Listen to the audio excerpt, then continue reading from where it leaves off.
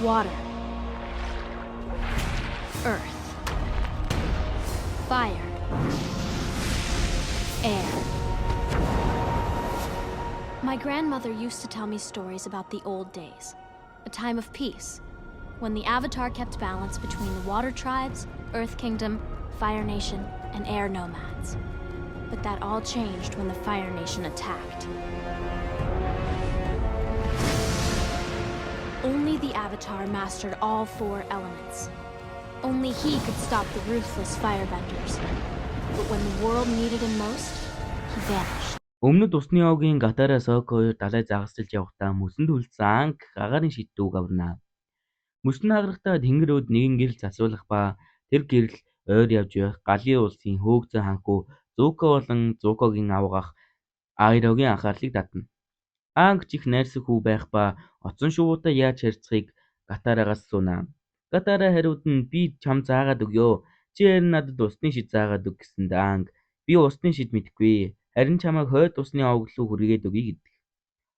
Харин хүргэж өгсөн хариуд оцон шувуутай яаж харьцахыг сурдаг.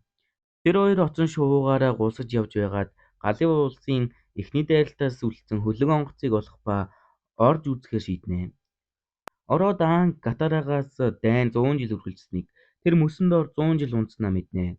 Тэр хоёр гарах гэж явахдаа хөлгийн тохиолдлыг ажилуулдаг. Энэ үед Зууко Анг болон Гатараг хөлгөөс гарч явахыг харна. Тэдний байрлаж буй досгон луу хөдлөлөө. Анг Гатара хоёр досгонд ирэхэд Сокко Ангийг урууг чимээ явуулдаг. Харин Гатара Ангтай явахыг хүссэн ч гэр бүлээсээ явж чаддаггүй. Зууко гэрж яваг харсан Анг дэсэлгүй буцан досгон руу гүйдэг.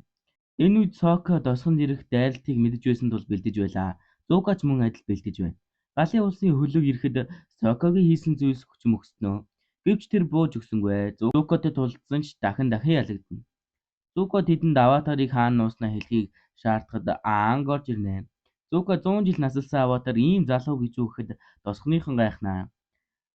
Анг тэдэнтэй чадвардаг тулдаж байсан ч тосгоныхонд аюул учруулахгүй тулд өөрийгөө тэдэнд бариулдаг. Гатара Сокко хоёр түүний араас явах гэх эмээтэйгээ таарчнаа.